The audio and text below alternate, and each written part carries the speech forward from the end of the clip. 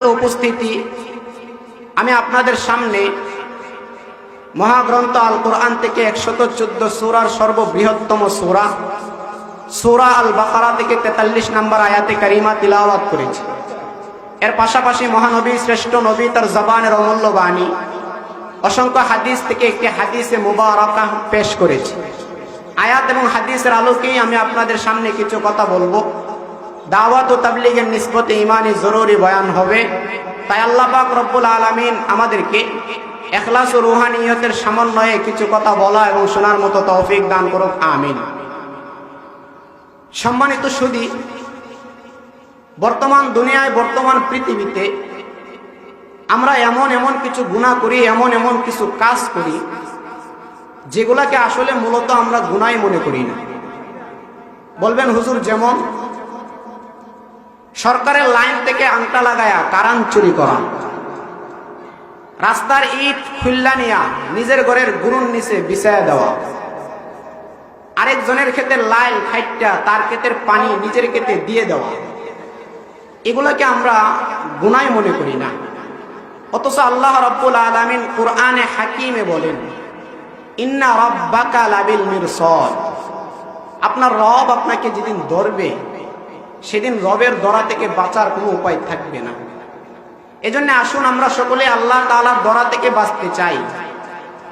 সত্যি যদি আমরা আল্লাহ তাআলার ধরা থেকে বাঁচতে চাই, তাহলে আমি আপনাদেরকে রাসূলের জবান থেকে নকল করা এমন একটি ওয়াজ শোনাবো, যেই ওয়াজটি এত দামি, আল্লাহর কসম করে বলি, যদি কোনো মানুষ এই ওয়াজটি শোনার পর আজকে থেকে আমল শুরু করে দিতে পারে, তাহলে অবশ্যই ওই মানুষটা আল্লাহ তাআলার ধরা থেকে বাঁচতে পারবে ইনশাআল্লাহ।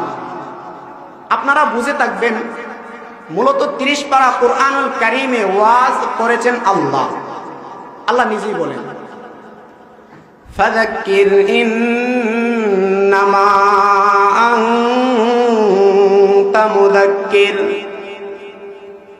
মহান মওলাই কারীম আল্লাহ পাক রব্বুল আলামিন বলেন, হে রাসূল, আপনি ওয়াজ করেন, আপনি তো ওয়াজ করবেন, কারণ রাসূলের চাইতে বড় কোনো বক্তা পৃথিবীতে নাই। মুসলমান বাবাজিরা আমার, খুব ভালো করে বুঝেন, মনোযোগ দিয়ে শ্রবণ করার চেষ্টা করেন। আল্লাহ বলেছেন, রাসূল আপনি ওয়াজ করেন, আপনি তো ওয়াজ করবেন। আর রাসূল ওয়াজ করেছেন, রাসূলের সেই ওয়াজ গ্রহণ করেছেন তার মেয়ে জামাতা হযরত আলী রাদিয়াল্লাহু তাআলা আনহু। নবীজি একদিন হযরত আলী রাদিয়াল্লাহু তাআলা আনহুকে বলেন, হে আলী, আমি রাসূল তোমাকে কয়েকটা গুরুত্বপূর্ণ ওয়াজ করব, নসিহত করব, তুমি কি শুনবা? হযরত আলী রাদিয়াল্লাহু তাআলা আনহু বলেন, হাবিব আমার, আপনি বিশ্ব নবী, আমাকে ওয়াজ করবেন আর আমি শুনবো না, এমনটা হতে পারে না। আপনি আমাকে কি ওয়াজ করতে চান নির্দ্বিধায় করতে পারেন। নবী বলেন, হে আলী, তাহলে শুনো, তোমার প্রতি আমার 1 নাম্বার ওয়াজ হলো, আজকে থেকে তুমি প্রতি রাত্রি ঘুমাইবার পূর্বে মাত্র 4000 দিনার আল্লাহ তাআলার রাস্তায় সদকা করে ঘুমাইবা। হযরত আলী রাদিয়াল্লাহু তাআলা আনহু মুস্কি হাসি দিয়া বললেন, ইয়া রাসূলুল্লাহ, আমি এক বেলা খাইতে পারলে আরেক বেলা খাইতে পারি না। আমার ঘরের মধ্যে একদিন চুলায় আগুন জ্বললে আরেকদিন চুলায় আগুনই জ্বলে না। আমি কিভাবে প্রতি রাত্রে 4000 দিনার আল্লাহ তাআলার রাস্তায় সদকা করে ঘুমাইব? নবী বলেন, হে আলী, তাহলে শুনো, আজকে থেকে তুমি প্রতি রাত্রে ঘুমাইবার পূর্বে মাত্র 4 বার সূরা আল ফাতিহা পড়ে ঘুমাইবা। যদি এই আমলটা করে ঘুমাইতে পারো, তাহলে 4000 দিনার সদকা করে ঘুমাইলে যে এরকম সওয়াব হয়, সমপরিমাণ সওয়াব আল্লাহ দান করে দিবে।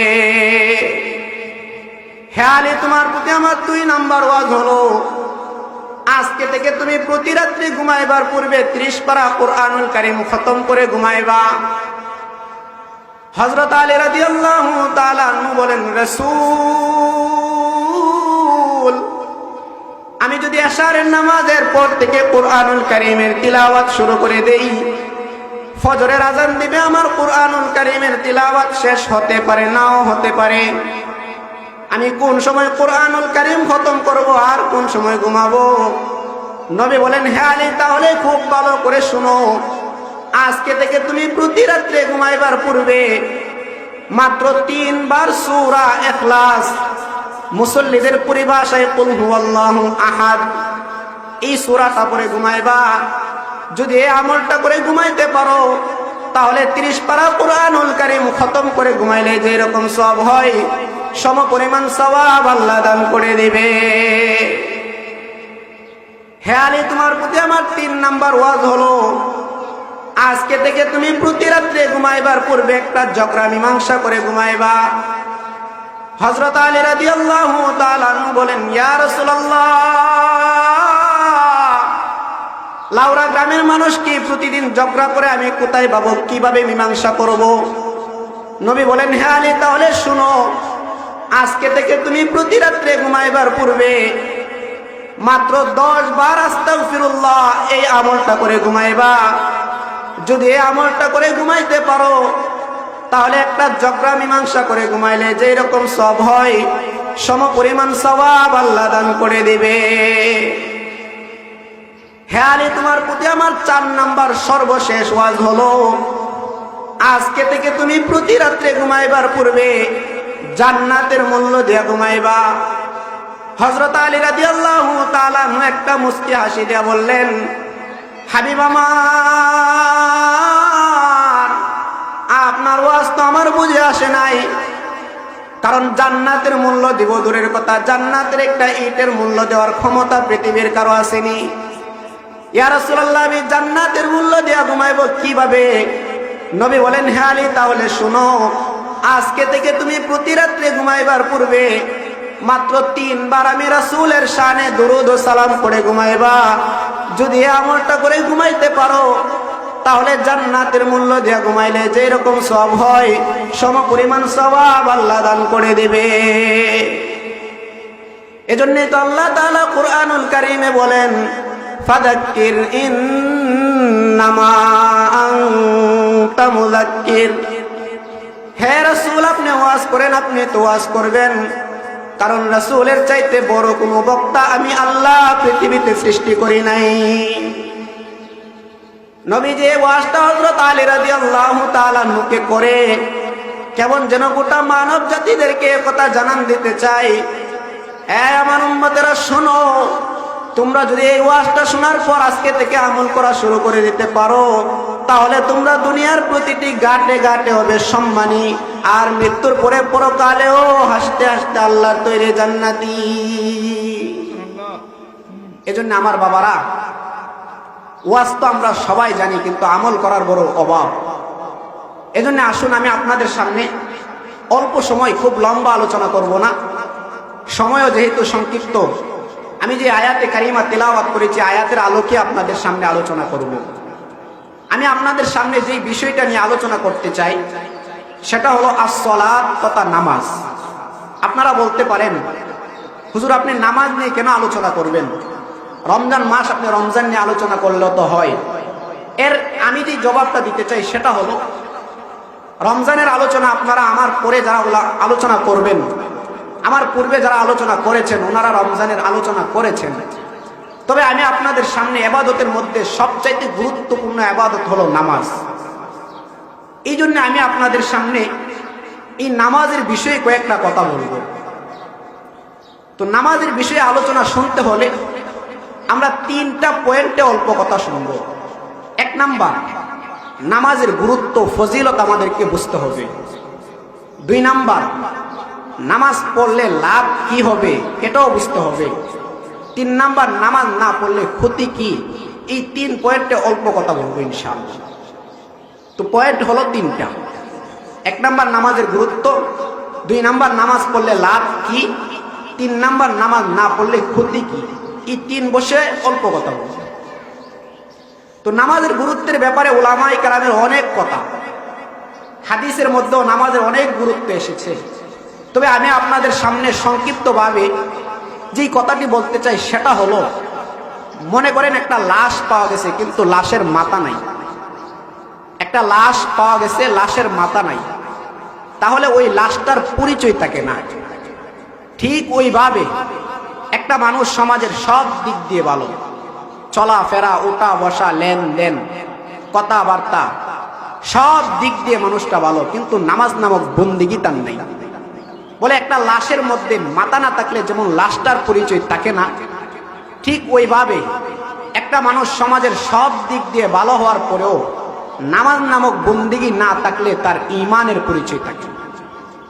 তার মানে হলো, কেমন যেন বুঝাতে চাচ্ছি, নামাজের গুরুত্ব হলো ঈমানের সাথে সম্পর্ক, অর্থাৎ ঈমানের পরেই নামাজের অবস্থান এত গুরুত্ব। মুসলমান যুবক ভাইয়েরা আমার,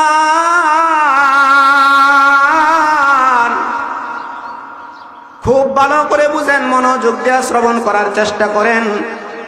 আপনি যদি আপনার বিবেক দিয়ে চিন্তা করেন, আপনি নামাজের গুরুত্ব খুঁজে পাবেন। নামাজের গুরুত্ব বোঝানোর জন্য আল্লাহ তাআলা এমন কাজ করেছেন, পৃথিবীতে যত বন্দেগী দিয়েছেন সব কিছু আল্লাহ জিবরাইলের মাধ্যমে দুনিয়াতে নবীজির কাছে পাঠাইছেন। হজের বিধান আল্লাহ তাআলা জিবরাইলের মাধ্যমে দুনিয়াতে নবীজির কাছে পাঠাইছেন। যাকাতের বিধান আল্লাহ তাআলা জিবরাইলের মাধ্যমে দুনিয়াতে নবীজির কাছে পাঠাইছেন। রমজান মাসের রোজার বিধান আল্লাহ তাআলা জিবরাইলের মাধ্যমে দুনিয়াতে নবীজির কাছে পাঠাইছেন। কিন্তু নামাজ নামক বন্দেগী দেওয়ার সময় যখন হয়ে গেল, আল্লাহ তাআলা এবার আর নামাজ জিবরাইলের মাধ্যমে দুনিয়াতে নবীজির কাছে পাঠায় নাই, বরং আল্লাহ তাআলা নবীজিকে তার দরবারে দাওয়াত দিয়া নিয়া আসার সময় বন্ধুকে বন্ধু নামাজ নামক বন্দেগী দিয়া দিচ্ছে।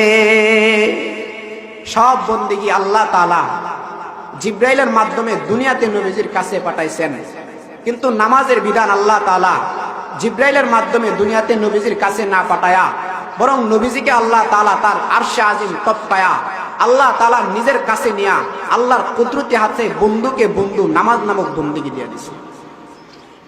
এজন্যই তো নবী করিম সাল্লাল্লাহু আলাইহি ওয়াসাল্লাম নামাজকে এত গুরুত্ব দিতেন, এত গুরুত্ব দিতেন, এত গুরুত্ব দিতেন। আপনি হাদিসের মধ্যে তালাশ করলে পাবেন, নামাজ কেন নবী করিম সাল্লাল্লাহু আলাইহি ওয়াসাল্লাম জামাতকে পর্যন্ত অনেক গুরুত্ব দিতেন। নবীজি হাদিসের মধ্যে বলেন, এই আমার সাহাবীরা শোনো, আমি রাসূলের মাঝে মধ্যে মনে চাই আমার ইমামতির মুসাল্লায় আমি কাউকে দাঁড় করায় দিব, আর আমি রাসূল পাড়ায় মহল্লায় ঘুরে বেড়াবো আর দেখবো কারা মসজিদে জামাতে না গিয়া ঘরে অথবা অন্য জায়গায় একাকী নামাজ পড়ে। আমার মনে চায় যারা জামাতে শরীক হয় না, মসজিদে গিয়া নামাজ পড়তে চায় না, ঘরে নামাজ পড়ে, আমি রাসূলের মনে চায় আমার ইমামতির মুসাল্লায় কাউকে দাঁড় করায়া ওই ব্যক্তির ঘরগুলাকে লাকড়ি ইত্যাদি জমা করে এরপরে আমি আগুন দ্বারা ঘর জ্বালায়া দেই। যেই নবীর ভিতরে দয়া মায়া ভরা, দয়ার সাগর যেই নবীকে বলা হয়, সেই নবী বলতেছেন, সাহাবীরা শুনো, আমি রাসূলের মনে চাই নামাজ নয় জামাত যে ছেড়ে দিবে আমার মনে চাই তার ঘরকে আমি আগুন দ্বারা জ্বালায়া দেই। ভাইয়ারা আমার, এবার আপনি আপনার বিবেক দিয়া চিন্তা করেন, আপনি আপনার বিবেককে প্রশ্ন করেন, যে রাসূলের ভিতরে এত দয়া আর মায়া, সেই রাসূল জামাত ছেড়ে দিলে যদি এত ধমকি দিতে পারে, নামাজ নামক বন্দেগী ছেড়ে দিলে কি উপায় আমার আপনার কথা। এই জন্যই তো কিতাবের মধ্যে তালাশ করলে পাওয়া যায়, নবী করিম সাল্লাল্লাহু আলাইহি ওয়াসাল্লাম জামাতকে এত গুরুত্ব দিতেন, নামাজকে এত গুরুত্ব দিতেন, এত গুরুত্ব দিতেন, এত গুরুত্ব দিতেন। আম্মা জান আয়েশা সিদ্দিকা রাদিয়াল্লাহু তাআলা আনহার বর্ণনা, উনি বলেন, নবী করিম সাল্লাল্লাহু আলাইহি ওয়াসাল্লাম যখন মুমূর্ষ অবস্থায় মৃত্যুর কোলে ঢলে পড়ছেন, মুমূর্ষ অবস্থায় বিছানার মধ্যে শুয়ে আছেন, ওই সময় নবী জুড়ে কথা বলতে পারতেছেন না, কোন রকম ঠোঁট মুবারক নাড়াচ্ছিলেন। আম্মা জান আয়েশা বলেন, সাহাবীরা শোনো, আমি নবীজির ঠোঁট মুবারক নাড়ানো দেখে নবীজির ঠোঁটের কাছে কান আগাইলাম। নবীজি কি বলতে চায় বোঝা যায় না কেন, আমি কান আগায় দেখলাম নবীজি তার উম্মতদেরকে শেষ ওসিয়ত হিসাবে উম্মতদেরকে নবীর নামাজের কথাই বলে যাচ্ছে। আয়েশা বলেন, সাহাবীরা শুনো, যখন নবী মুমূর্ষ অবস্থায় জুড়ে কথা বলতে পারতেছেন না, ওই সময়ও নবীজি উম্মতদেরকে শেষ ওসিয়ত হিসাবে নামাজের ওসিয়ত নবী করে গেছেন। সুবহানাল্লাহি ওয়া বিহামদিহি। এই নামাজের এত গুরুত্ব। এবার আসেন, আমাদের ধর্মের নাম হলো ইসলাম। ইসলাম ধর্মে যাকাত দেওয়া ফরজ। এখন কোন ব্যক্তি যদি গরিব হয়, টাকা পয়সা না থাকে, তো ইসলাম বলে যাও তোমার যাকাত মাফ হয়ে গেছে। ইসলামের মধ্যে হজ করা ফরজ। এখন কোন ব্যক্তি যদি টাকা পয়সা না থাকে, তাহলে ইসলাম বলে যাও তোমার হজ মাফ হয়ে গেছে। এই সমস্ত বিধি বিধান থেকে আমরা একটা কথা বুঝতে পারি, সেটা হলো ইসলাম মানুষের সুযোগ সুবিধার দিকে লক্ষ্য রাখে। যেটা পারে না সেটা করতে ইসলাম বাধ্য করে না। ইসলামের মধ্যে যাকাত দেওয়া ফরজ। এখন কোন ব্যক্তি যদি গরিব হয়, তো ইসলাম বলে যাও তুমি যেহেতু গরিব, তোমার যাকাত আমি আল্লাহ মাফ করে দিলাম। ইসলামের মধ্যে হজ করা ফরজ। কোন ব্যক্তি যদি গরিব হয়, তো ইসলাম বলে যাও তোমার হজ আমি আল্লাহ মাফ করে দিলাম। তার মানে আমরা একথা বুঝতে পারলাম, ইসলাম মানুষের সুযোগ সুবিধার দিকে লক্ষ্য রাখে। যেটা পারে না সেটা করতে ইসলাম বাধ্য করে না। কিন্তু ইসলাম নামাজের ব্যাপারে কত গুরুত্ব দিয়েছেন, খুব ভালো করে বোঝার চেষ্টা করেন, মনোযোগ দিয়ে শ্রবণ করার চেষ্টা করেন। ইসলাম নামাজের ব্যাপারে কোনো ছাড় দেয় নাই। যেমন মনে করুন, নামাজের জন্য দাঁড়ানো ফরজ। এখন কোন ব্যক্তি যদি দাঁড়াইতে পারে না, সে যদি মনে করে ইসলাম তো মানুষের সুযোগ সুবিধার দিকে লক্ষ্য রাখে, আমি দাঁড়াইতে পারি না, তাহলে আমি কিভাবে নামাজ পড়ব? ইসলাম বলে না, এই হুজুরে তুমি নামাজ ছাড়তে পারবা না, দাঁড়াইতে পারো না, তো কি হয়েছে, তুমি বসে এমনকি ইশারাই হলেও নামাজ পড়তে হবে। নামাজের জন্য উযু করা ফরজ। এখন কোন ব্যক্তি যদি উযু করতে পারে না, সে যদি মনে করে ইসলাম তো মানুষের সুযোগ সুবিধার দিকে লক্ষ্য রাখে, আমি উযু করতে পারি না, কিভাবে নামাজ পড়ব? ইসলাম বলে এই উযুরেও তুমি নামাজ ছাড়তে পারবা না। উযু করতে পারো না, তো কি হয়েছে, তায়াম্মুম করে হলেও তোমাকে নামাজ পড়তে হবে। নামাজের জন্য কিবলামুখী হওয়া ফরজ। এখন কোন ব্যক্তি এমন জায়গায় আছে যেখানে সে কিবলাওই চিনে না, সে যদি বলে ইসলাম তো মানুষের সুযোগ সুবিধার দিকে লক্ষ্য রাখে, গরিব হইলে যাকাত মাফ, হজ মাফ, আমি যেহেতু কিবলা চিনি না, আমি নামাজ পড়বো কিভাবে? আমার মনে হয় নামাজ মাফ হয়ে গেছে। ইসলাম বলে না, তুমি এই উযুরেও নামাজ ছাড়তে পারবা না। কিবলা চিনো না, তো কি হয়েছে, তাহারি করো, গবেষণা করো, তোমার মন যেদিকে সাক্ষী দিবে যে এই দিকে কিবলা হতে পারে, ওই দিকে ফিরে হলেও নামাজ পড়তে হবে, ছাড়তে তুমি কখনো পারবা না। ইসলাম নামাজেরও এত গুরুত্ব দিয়েছেন। তো নামাজের গুরুত্ব সর্বোপরি আমরা কি পাইলাম? বলে নামাজের গুরুত্ব হলো আল্লাহ রাব্বুল আলামিন সব বন্দেগী জিবরাইলের মাধ্যমে দুনিয়াতে নবীজির কাছে দিয়েছেন, কিন্তু নামাজের বন্দেগী আল্লাহ তাআলা জিবরাইলের মাধ্যমে দুনিয়াতে পাঠায় নাই। আল্লাহ তাআলা নবীজিকে তার আরশে আজিম টপকায়া নিজের বাড়িতে নিয়া এরপরে নামাজ নামক বন্দেগী দিয়া দিয়েছেন। এমনকি নবীজিও মৃত্যুর আগ মুহূর্তে যখন জুড়ে কথা বলতে পারতেছেন না, তখনও শেষ ওসিয়ত হিসাবে উম্মতদেরকে নামাজের কথা বলে যাচ্ছেন। ইসলাম ও নামাজের ব্যাপারে কোনো ছাড় দেয় নাই। শরীরের মধ্যে মাথার যেরকম গুরুত্ব, ইসলামের মধ্যে, ঈমানের মধ্যে নামাজের ওই রকম গুরুত্ব, ঠিক কিনা? কিন্তু আজকে আমাদের সমাজে আফসোস হয়, কষ্ট লাগে, আজকে আমরা মুসলমানের সন্তান হওয়ার পরেও যে ইবাদতের মধ্যে সবচাইতে বড় গুরুত্বপূর্ণ ইবাদত, সেই নামাজ নামক বন্দেগী আমি আপনাকে করতে রাজি। আমাকে আপনাকে যদি ওয়ার্ডের চেয়ারম্যান অথবা উপজেলার চেয়ারম্যান, কোনো এমপি মন্ত্রী যদি কাউকে ডাকে, কারো বড় ভাই যদি কাউকে ডাকে, মা বাবা যদি কাউকে ডাকে, আমি আপনি যদি খাবারের মধ্যেও বসে থাকি, খাবারটা ফেলে দিয়ে তার ডাকে আমি আপনি সাড়া দিতে পারি। কিন্তু যেই রব্বে কারিম আমাকে আপনাকে বানাইছেন যুবক ভাই, যেই রব্বে কারিম আমাকে আপনাকে বানাইছেন, যেই রব্বে কারিম আমার আপনার জন্য এত নাজ নিয়ামত আল্লাহ তাআলা আমার আপনার জন্য দিয়েছেন, সেই রব আমাকে আপনাকে দৈনন্দিন মসজিদের মধ্যে 5 বার মুয়াজ্জিনের বাসায় ডাকতেছেন, সেই রবের ডাকে একটাবার সাড়া দিতে পারি না, একটু কষ্ট আমার আপনার ভিতরে লাগে না, ঠিক কিনা বলেন? আপনার কাছে যদি আপনার একজন বন্ধু দৈনন্দিন 5 বার কল করে, আপনি যদি কল রিসিভ করবার পারেন নাই, 5ম বার আপনি কল রিসিভ করতে পারেন নাই, 6ষ্ঠ নাম্বার বার তার কল রিসিভ কইরা ব্রেক কইরা বলে, হে আমার বন্ধু শুনো, আমি তোমার কলটা রিসিভ করতে পারি নাই, ঘুমানোর মধ্যে ছিলাম বা মোবাইলটা আমার কাছে ছিল না, দুঃখিত, মাফ চাই। দুনিয়ার বন্ধুর কাছে আমি আপনি দুঃখ আর সমবেদনা পেশ করতে পারি, যে রব্বে কারিম আমাকে আপনাকে বানাইলেন, এত নাজ নিয়ামত রব্বে কারিম আমাকে আপনাকে দিলেন, সেই রব্বে কারিম আমাকে আপনাকে মসজিদের মাইক দেয়া দৈনন্দিন 5 বার ডাকেন, আল্লাহ বলেন গোলাম, তোমার কল্যাণ দরকার, তোমার শান্তি দরকার, তোমার রিজিক দরকার, তোমার সন্তান হয় না, সন্তান দরকার, কি দরকার আমার কাছে চাও, আমি আল্লাহ তোমাকে দেওয়ার জন্য প্রস্তুত আছি। কিন্তু আমি আপনি বন্ধুর কলটা রিসিভ করি, সেই রব্বে কারিমের ডাকে সাড়া দিতে পারি না। ঠিক কিনা বলেন? সেই রব্বে কারিমের ডাকে, সেই মালিকের ডাকে আমি আপনি সাড়া দিতে পারি না। এর চাইতে নিমক হারামি আর হতে পারে? যে মালিক আমার আপনার জন্য এত নাজম নিয়ামত দিলেন, এত কিছু আমাকে আপনাকে আল্লাহ পাক দিলেন, সেই রব্বে কারিমের নাফরমানি করি, গোলাম ভায়া মালিকের নাফরমানি করি, এর চাইতে বড় নিমক হারাম আর কে হতে পারে?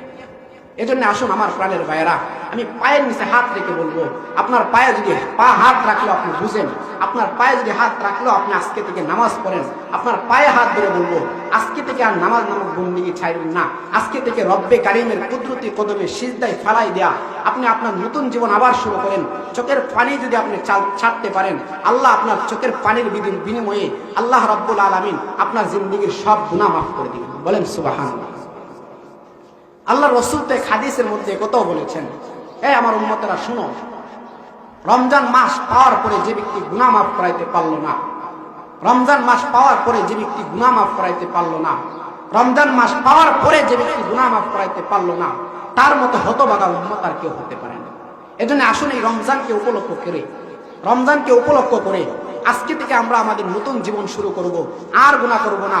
রব্বে কারিমের কদমে সিজদায় দিয়া কান্না করে চোখের পানি ছেড়ে কান্না যদি করতে পারি, আল্লাহ আমার আপনার জিন্দেগীর গুনাহ মাফ করে দিবেন। বলেন সুবহানাল্লাহ। আমার আপনার গুনাহ আল্লাহ মাফ করে দিবেন যদি আল্লাহ তাআলার কুদরতি কদমে চোখের পানি ছেড়ে কান্না করতে পারি। কারণ আল্লাহ তাআলা কোরআনে হাকিমে বলেন, কুল ইয়া ইবাদিয়াল্লাযীনা আসরাফু আলা আনফুসিহিম লা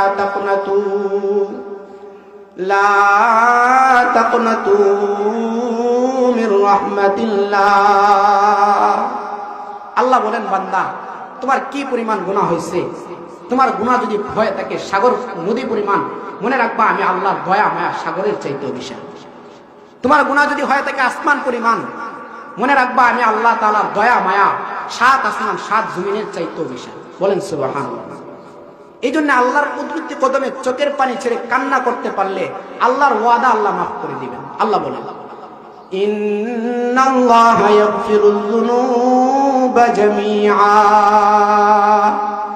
ইন্নাহু হুয়াল গফুরুর রহিম। মহান মাওলায়ে কারীম আল্লাহ পাক রব্বুল আলামিন বলেন, হে বান্দা তুমি যদি আমি আল্লাহ তাআলার কাছে চোখের পানি ছেড়ে কান্না করতে পারো, তোমার যদি বিশাল 7 আসমান 7 জমিন পর্যন্ত গুনাহ হয়ে যায়, গুনাহ মাফ করে দিব। কেন মাফ করব তুমি জানো? কারণ আমি আল্লাহ তাআলার এক নাম রহমান, আমি আল্লাহ তাআলার নাম রহিম, আমি দয়াময়। আমার কাছে যদি চোখের পানি ছেড়ে কান্না করতে পারো, আমি আল্লাহ তাআলা তোমার চোখের পানি কুদরতি হাত দিয়া মুছে আর বলে, গোলাম আর কান্দিস না, কাঁদতে হবে না, যাও যাও, আমি আল্লাহ তাআলা তোমার জিন্দেগীর গুনাহগুলোকে মাফ করে দিলাম। কারণ এই চোখের পানির এত দাম। নবী বলেছেন, যে ব্যক্তি আল্লাহ তাআলার ভয়ে চোখের পানি ছাড়তে পারে, কিয়ামতের কঠিন মুসিবতের দিনে, যেদিন অর্ধ হাত উপরে সূর্যটা থাকবে, ওই দিন আল্লাহ তাআলা যারা আল্লাহর ভয়ে চোখের পানি ছাড়বে তাদেরকে আল্লাহ আরশে আজিমের নিচে জায়গা দেয়া দিবে। এই চোখের পানির এত দাম। কিয়ামতের কঠিন মুসিবতের দিনে জাহান্নামটা লাফাইতে থাকবে আর গর্জন দিতে থাকবে, আর বলবে, আল্লাহ আপনি না বলেছেন আমাদের খাদ্য হবে মানুষ আর পাথর, দেন আমাদের পেটের ভিতরে খাদ্য দিয়া দেন, মানুষ নামক খাদ্য দিয়া দেন। জাহান্নামের লাফানো আর গর্জন দেখে সমস্ত নবীরা পর্যন্ত ইয়া নাফসি বলে কান্না শুরু করে দিবে। সমস্ত মানুষেরা ইয়া নাফসি বলে কানবে, আদম থেকে নিয়ে ঈসা নবী পর্যন্ত কান্না করবে। এইদিকে আমার আপনার নবী মাকামে মাহমুদের কাছে সিজদায় পড়ে কানবে আর বলবে, রব্বে কারীম আল্লাহ তাড়াতাড়ি জাহান্নামকে থামায় দেন, জাহান্নামকে থামায় দেন, জাহান্নামকে থামায় দেন। কারণ জাহান্নাম যেইভাবে লাফাইতে আছে এখন যদি জাহান্নাম চুকতে পারে, তাহলে কে গুনাহগার আর কে ভালো মানুষ তাকে চিনবে না, সবাইকে তার পেটের ভিতরে নিয়ে যাবে। আর যদি দিক দিয়ে আমার একটা গুনাহগার উম্মতকে জাহান্নাম তার পেটের ভিতরে নিয়ে যায়, তাহলে আমি কিন্তু আপনার জান্নাতে যাব না। আল্লাহু আকবার বলেন। আমি কিন্তু আপনার জান্নাতের ভিতরে আমি যাব না। আল্লাহ তাআলা জিবরাইলের মাধ্যমে নবীজির হাতে একটা পেয়ালা দিবেন, পেয়ালার মধ্যে পানি থাকবে। নবীকে বলবেন, ইয়া রাসূলুল্লাহ, এই পানিটা আপনি জাহান্নামের মধ্যে ছিটা মারেন। নবী যখন জাহান্নামের মধ্যে ছিটা মারবেন, সাথে সাথে জাহান্নামটা পিছনের দিকে চলে যাবে। নবী আবার জিবরাইলকে বলবেন, ভাই জিবরাইল, এটা আমার কাছে তুমি কিসের পানি দিলা? জমজমের পানি নাকি হাউজে কাউসারের পানি নাকি আবে হায়াতের পানি, কিসের পানি দিলা? জিবরাইল বলবেন, রাসূল, এটা হাউজে কাউসারের পানি নয়, এটা আবে হায়াতের পানিও নয়, জমজমের পানিও নয়, এটা হলো আপনার গুনাহগার উম্মতের চোখের পানি। এটা আপনার গুনাহগার উম্মতের চোখের পানি, যেই চোখের পানিকে ভয় পায়া জাহান্নামের গর্জনা লাফানো বন্ধ করে দিয়ে আবার পিছনের দিকে চলে যাবে। বলেন সুবহানাল্লাহ। এজন্য আমার বাবারা, আমি পায়ের নিচে হাত রেখে বলবো, আপনার পায়ে ধরে বলি, আজকে থেকে আর রবের বন্দেগী, গুরুত্বপূর্ণ বন্দেগী, নামাজ নামক বন্দেগী আর আমরা অবহেলা করব না। আজকে থেকে যদি আমরা আমি আপনি ইবাদত শুরু করে দিতে পারি, আজকে থেকে যদি রব্বে কারিমের কুদরতি কদমে সিজদা দিয়া আবার আমরা আপনার নতুন জীবন শুরু করতে পারি, অবশ্যই আপনি আমাকে আল্লাহ রাব্বুল আলামিন মাহে রমজানের বরকতের উসিলায় আমাকে আপনাকে আল্লাহ মাফ করে দিবেন। বলেন সুবহানাল্লাহ। এজন্যই আমি আপনাদের কাছে অনুরোধ করব, আমরা 5 ওয়াক্ত নামাজ দৈনন্দিন মসজিদে এসে জামাতের সাথে নামাজ পড়ব। তো আমি বলেছিলাম, আমি যে আয়াতে কারিমা তিলাওয়াত করেছিলাম, আয়াতের মধ্যে আল্লাহ তাআলা নামাজের প্রসঙ্গে কথা বলেছেন। তো নামাজের 1 নাম্বার সাবজেক্ট, আমরা 1 নাম্বার পয়েন্ট শুনলাম, নামাজের গুরুত্ব বুঝলাম। এবার আসেন, এই নামাজের গুরুত্ব বুঝে শুনে যদি আজকে থেকে আমি আপনি আবার নামাজ আরম্ভ করে দিতে পারি, শুরু করে দিতে পারি, আমি আপনি যদি নিয়ত করতে পারি আজকে থেকে আর কোনোদিন নামাজ ছাড়বো না, এই নিয়ত যদি আমি আপনি করতে পারি, তাহলে লাভ কি হবে শুধু। 1 নাম্বার পয়েন্ট ছিল নামাজের গুরুত্ব, 2 নাম্বার নামাজ পড়লে লাভ কি, 3 নাম্বার নামাজ না পড়লে ক্ষতি কি। নামাজের গুরুত্ব বুঝে শুনে আজকে থেকে যদি নামাজ শুরু করে দিতে পারেন, লাভ কি হবে এবার বুঝেন। নামাজ পড়লে লাভ কি হবে, এর অনেক জবাব উলামায়ে কেরামের অনেক জবাব দিয়ে থাকেন। হাদিসের মধ্যেও নামাজের অনেক ফজিলত আছে। তবে অল্প সময়, আর মাত্র আজানের 5 মিনিট আছে, এই অল্প সময়ে আমি আপনাদেরকে নামাজের গুরুত্বের ব্যাপারে যেই কথাটা বলতে চাই, নামাজ পড়লে লাভ কি হবে যেই কথাটি বলতে চাই, সেটি হলো, যদি কোনো ব্যক্তি নামাজের গুরুত্ব বুঝে আজকে থেকে নামাজ পড়া শুরু করে দিতে পারে, তাহলে ওই ব্যক্তির নামাজ পড়লে লাভটা কি হবে শুনেন। তার লাভটা হবে, আল্লাহ তাআলা তাকে দুনিয়া এবং আখিরাতে আল্লাহ শান্তি দান করবেন। বলেন সুবহানাল্লাহ।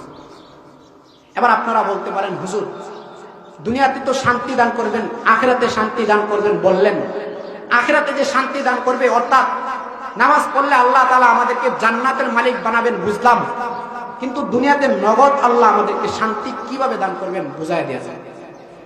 তো আমি আপনাদের সামনে দুনিয়াতে যে নগদ আপনাকে আল্লাহ শান্তি দান করবেন, এই বিষয়টা কোরআনের ফর্মুলায় আমি আপনাদেরকে একটা কথা বলে দিয়ে যাই। সেটা হলো, আল্লাহ কোরআনে হাকিমে বলেন, যাহারাল ফাসাদু ফিল বাররি ওয়াল বাহরি বিমা কাসাবাত আইদিন নাস। মহান মাওলায়ে কারীম আল্লাহ পাক রব্বুল আলামিন বলেন, নামাজ পড়লে আল্লাহ তাআলা দুনিয়া এবং আখিরাতে শান্তি দান করবেন। দুনিয়াতে আল্লাহ তাআলা কিভাবে শান্তি দান করবেন, বিষয়টাকে বোঝার জন্য আগে আমাদেরকে নির্ধারণ করতে হবে দুনিয়াতে অশান্তি কেন আসে। আল্লাহ তাআলা কোরআনে কারিমে বলেন, দুনিয়াতে অশান্তি আসে তো এই জন্য, যাহারাল ফাসাদু ফিল বাররি ওয়াল বাহরি বিমা কাসাবাত আইদিন নাস। দুনিয়ার মধ্যে জলে স্থলে, জলভাগে স্থলভাগে দুনিয়াতে অশান্তি আসে মানুষের গুনার কারণে। মানুষ যখন মালিকের নিয়ামত পাওয়ার পরে মালিকের নাফরমানি করে, নিমক হারামি করে, রব্বে কারীমের নিয়ামত পাওয়ার পরে নিয়ামতের শুকরিয়া আদায় করে না, গুনার কাজে লিপ্ত হয়ে যায়। গুনার কাজে লিপ্ত হওয়ার কারণে আল্লাহ তাআলা দুনিয়াতে অশান্তি দান করে দেন, অশান্তি দিয়া দেন। এই জন্য আমাকে আপনাকে বুঝতে হবে, দুনিয়াতে অশান্তি আসার কারণ হলো আমরা যেন মালিকের গোলামি করি না। যদি আমি আপনি মালিকের গোলামি করতে পারি, আয়াত প্রমাণ করে আমি আপনি যদি মালিকের গোলামি করতে পারি, তাহলে আল্লাহ রাব্বুল আলামিন আমাকে আপনাকে দুনিয়াতে শান্তি দান করবেন। এই জন্য সহজ জবাব হলো, রব্বে কারিমের প্রেসক্রিপশন অনুযায়ী আমি আপনি চললে আল্লাহ শান্তি দান করবেন। আর রব্বে কারিমের প্রেসক্রিপশন হলো আল্লাহ বলেন আকিমিস সালাতা ইন্নাস সালাতা তানহা আনিল ফাহশাই ওয়াল মুনকার। হে দুনিয়াবাসী, তোমরা নামাজ পড়ো, নামাজ পড়ো, নামাজ পড়ো। নামাজ যদি পড়ো আমি আল্লাহ শান্তি দান করব। তো দুনিয়াতে আল্লাহ তাআলা নগদ আমাকে আপনাকে শান্তি দান করবেন। অর্থাৎ আমরা যদি রব্বে কারিমের মালিকের গোলামি যদি করি, আল্লাহ আমাকে আপনাকে শান্তি দান করবেন। মালিকের দেওয়া প্রেসক্রিপশন অনুযায়ী চললে আল্লাহ শান্তি দান করবেন। মালিকের প্রেসক্রিপশন হলো দৈনন্দিন আমাকে আপনাকে 5 ওয়াক্ত নামাজ পড়া। পড়বেন তো ইনশাআল্লাহ? সবাই পড়বো তো ইনশাআল্লাহ? শুধু কি রমজান মাসে? রমজানের বাইরেও 5 ওয়াক্ত নামাজ আমি আপনার সবসময় পড়বো ইনশাআল্লাহ। বলেন। এবার আসেন, আমি আপনি দুনিয়া থেকে বিদায় হওয়ার পরে আল্লাহ তাআলা কবর জগতেও শান্তি দান করবেন কিভাবে? কোন মানুষ যখন দুনিয়া থেকে বিদায় হয়ে যাবে, কবর জগতে যখন মানুষ চলে যাবে, কবর জগতে মানুষ কবরের মধ্যে মানুষ দাফন করে যখন কবরস্থ করে যখন আত্মীয় স্বজনেরা বাড়িতে চলে আসবে, বাবারা, বন্ধুরা, ভাইয়েরা আমার, খুব ভালো করে বুঝেন। আজকে আপনি আপনার সন্তানের জন্য মাথার ঘাম পায়ে ফেলায় কত কাজকর্ম করেন। আপনি আপনার স্ত্রীকে খুশি রাখার জন্য কত কাজ করেন, বন্ধু বান্ধবকে খুশি করার জন্য আড্ডায় লিপ্ত থাকেন। আপনার মানুষের খুশির জন্য আপনি কত কিছু বিসর্জন দিলেন। ওই যে কবরের জগৎ অন্ধকার, 3.5 হাত গড়ের মধ্যে আপনার সাথে কেউ যাবে না, কেউ বন্ধু হবে না। আপনি যদি নামাজ নামক বন্দেগী পড়েন, নামাজ নামক বন্দেগী যদি আজকে থেকে শুরু করে দিতেন, নামাজ নামক বন্দেগী আপনার সাথে কবরে যাবে। আত্মীয় স্বজন সকলে যখন কবরস্থ করে চলে আসবে, কবরস্থ করে চলে আসার পর তারা যখন আপনাকে কবরস্থ করে চলে আসার পর আপনার কাছে 2 জন ফেরেশতা আসবে। 2 জন ফেরেশতা এসে এমন অবস্থায় তাকে ঘুম থেকে জাগ্রত করা হবে। ঠিক আছে, আমরা নামাজের গুরুত্বের ব্যাপারে যেটুকুন আলোচনা শুনলাম, আল্লাহ তাআলা যেন আজকে থেকে আমাকে আপনাকে 5 ওয়াক্ত নামাজ পড়ার তৌফিক দান করেন। তো আমরা 3টা পয়েন্ট শুনলাম, নামাজের গুরুত্ব বুঝলাম, লাভ কি হবে যদিও অল্প শুনলাম, ক্ষতি কি হবে শুনি নাই। ইনশাআল্লাহ আল্লাহ যদি তৌফিক দান করেন সামনে আবার কোন সময় শুনবো। বাকি যতটুকুন কথা শুনলাম, সর্বপ্রথম আমাকে আপনাদের সবাইকে আল্লাহ আমল করার তৌফিক দান করুক, আমিন। ওয়া আখিরি দাওয়ানা আলহামদুলিল্লাহি রাব্বিল আলামিন। আসসালামু আলাইকুম ওয়া রাহমাতুল্লাহি ওয়া বারাকাতুহু।